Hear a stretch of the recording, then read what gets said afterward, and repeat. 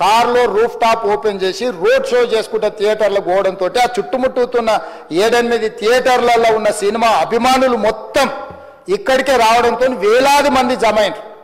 ఆ గేట్ ఒక్కసారి hero car లోపలికి పంపించడానికి ఆ ఉన్న గేటు తెరవడంతో వేలాది మంది ఒక్కటేసారి ఉప్పెనలాకి వచ్చారు. ఆ ఉప్పెనలో చనిపోయిన రేవతి, ఆమె కొడుకు, భార్య, భర్త, కూతురు వాళ్ళు అలాగైపోయి కొడుకు తల్లి ఒక పక్కన పోయి ఆ జనాల నుంచి తప్పించుకొని టికెట్ చేసుకొని ఆ తొక్కిసలాటలు హీరోను థియేటర్ లోపలికి తీసుకుపోవాలనుకున్న టైంకి అతను బండి మీద రోడ్ షో చేసి దిగేటప్పటికి వేలాది మంది హీరోను కలవడానికి చొచ్చుకొచ్చారు ముందుకు. అసలు అంటే ఈ రకమైన వాతావరణంలో అతన్ని లోపలికి తీసుకువెళ్ళాల్సిన సందర్భంలో అతను ప్రైవేట్ సెక్యూరిటీ ఇవాళ రేపు మనం ఫంక్షన్లలో బౌన్సర్లు అని మనం చూస్తూ ఉన్నాం. 50-60 మంది సరిగ్గా లెక్క తెలియదు, 50-60 అని అంటున్నారు, నెంబర్ 4 ఎక్కువ తక్కువ. ఆ బౌన్సర్లు అందరు మీదికి వచ్చే అందరు అభిమానులను విపరీతంగా అడ్డంగా ఎట్లా పడితే అట్లా తోయడంతో అటు నుంచి అభిమానులు హీరోని చూడాలి కలవాలని ఒకవైపు నుంచి వాళ్ళని హీరో దగ్గరికే రానియొద్దని ఆయన ప్రైవేట్ సెక్యూరిటీ వెనక్కి నెట్టడం వల్ల ఈ తొక్కిసలాటలో హీరో థియేటర్కి వెళ్ళి లోపలికి వెళ్ళి చూసినాక పోలీసులు ఈ మొత్తం క్రౌడ్ని ఈ మొత్తం అక్కడ ఉన్న జమైన జనాలను అందరిని కూడా తీస్తే ఒక తల్లి కొడుకు అక్కడ శవాలుగా పడి ఉన్నారు.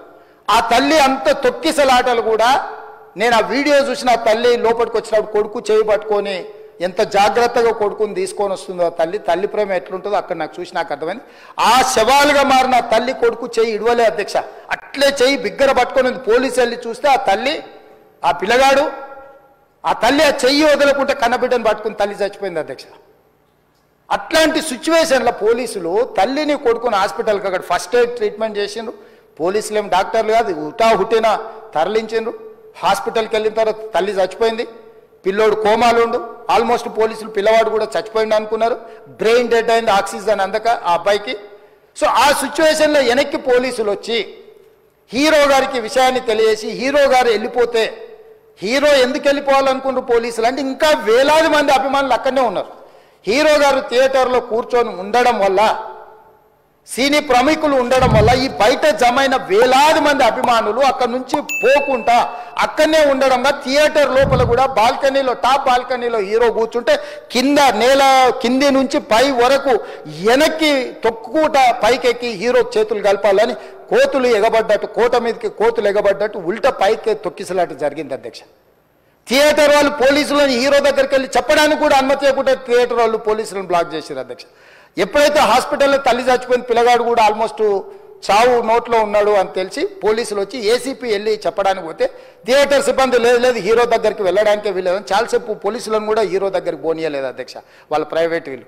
చివరికి ఏసీపీ కోపం వచ్చేసి మిమ్మల్ని అందరిని తీసి లోపల వేయాల్సి వస్తుందని అని చెప్పిపోయి హీరోకు ఏసీపీ క్లియర్గా ఇద్దరు చనిపోయినరు, మీరు ఇక్కడ కూర్చుంటే థియేటర్లోనగా థియేటర్ బయట ఉన్న వేలాది మంది ఈ సినీ అభిమానులను మేము కంట్రోల్ చేయలేకపోతున్నాం, ల్యాండ్ ఆర్డరు శాంతి భద్రతలు చేయి దాటిపోయినాయి, మేము లాఠీ చార్జ్ చేయాల్సిన పరిస్థితి ఉంది, మీరు దయచేసి వెళ్ళిపోండి, వచ్చిండ్రు చూసిండ్రు కదా వెళ్ళిపోండి అంటే లేదు నేను సినిమా అయిపోయే వరకు ఇట్లే కూర్చుంటానని పోలీసులతో చెప్పిండని సిటీ కమిషనర్ నాకు చెప్పడం జరిగింది అధ్యక్ష. అదేవిధంగా ఇంకా కంట్రోల్ కాకపోవడంతో అప్పుడు డీసీపీ పై అధికార రంగంలో దిగి వాళ్ళ అందరినీ లోపల వాళ్ళ ఎంబడున్న అడ్డుకుంటున్న వాళ్ళను పోలీసులతో జరిపించి చక్కగా డీసీపీ పోయి హీరో గారికి బయట చనిపోయినరు, పరిస్థితి చాలా గందరగోళంగా ఉన్నది, మీరు ఇక్కడ నుంచి కదలాల్సిందే లేకపోతే మిమ్మల్ని పోలీస్ స్టేషన్కు తీసుకెళ్లాల్సిన పరిస్థితి వస్తుంది, మీరు ఇక్కడ నుంచి కదలాల్సిందే అని డెఫినెట్గా వాళ్ళకు పోలీసులకు మధ్య జరిగినటువంటి వాగ్వాదం మీద మాకు తెలియదు.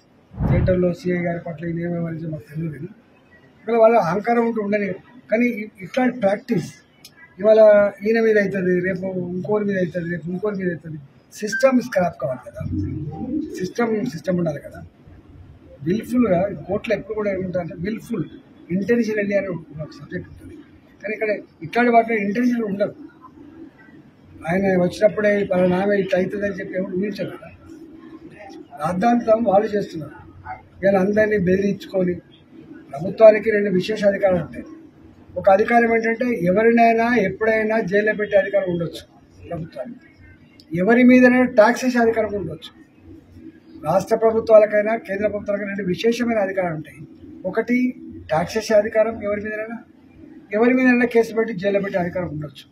కానీ అంత మాత్రాన ఏది పడితే అది చేస్తా అంటే దానికి ప్రజలు ఉంటారు తప్పకుండా. కానీ ఒక్కటే నేను ఆ కుటుంబం నేను ఇక్కడికి వచ్చింది ఆ అబ్బాయి తొందరగా శ్రీతేజ జల్దీ కోలుకోవాలని, ఆ కుటుంబం శోకసప్త హృదయంతో ఉంది కాబట్టి వాళ్ళని అందరూ ఆదుకోవాలని, వాళ్ళ కుటుంబానికి మంచి ధైర్యాన్ని ఇవ్వాలని, ఆ కుటుంబం మంచిగా బతకడానికి కావాల్సిన అన్ని రకాల ఆర్థికపరమైన సపోర్ట్ చేయాలని చెప్పి కోరుతున్నాను. ఇది ఖచ్చితంగా జరగాల్సింది. ఎక్కడ బాయిలు పోయి చనిపోయి పేలి చనిపోయినప్పుడు కావచ్చు, లేకపోతే రకరకాల పద్ధతులు కావచ్చు, చనిపోయినప్పుడు సమాజం వాళ్ళ పట్ల సానుభూతి ఉంటుంది. కానీ ఇక్కడ వీళ్ళు దీని పెద్ద రాద్ధాంతం చేసేది భారతీయ జనతా పార్టీ కాదు, రాద్ధాంతం చేసేది కాంగ్రెస్ పార్టీ. దీని మీద గంటల తరబడి అసెంబ్లీలో ఉపన్యాసాలు ఇచ్చి మొత్తం ఆ వర్గాన్నే, ఆ ఇండస్ట్రీనే మొత్తం బోర్డు నిలబెట్టే ప్రయత్నం మంచిది కాదు. ఆయన అనుకుంటున్నాడు. ఇవాళ కొద్దిమంది సోషల్ మీడియాలో ట్రెండ్ చేసేవాళ్ళు హర్షిస్తుండొచ్చు, కానీ అది మంచిది కాదు. దీన్ని రాజకీయ పరంగా కాకుండా, ఇట్లాంటి చిల్లర వేషాలు కాకుండా బాధ్యతగా వివరించాలని ప్రభుత్వాన్ని సూచన చేస్తుంది.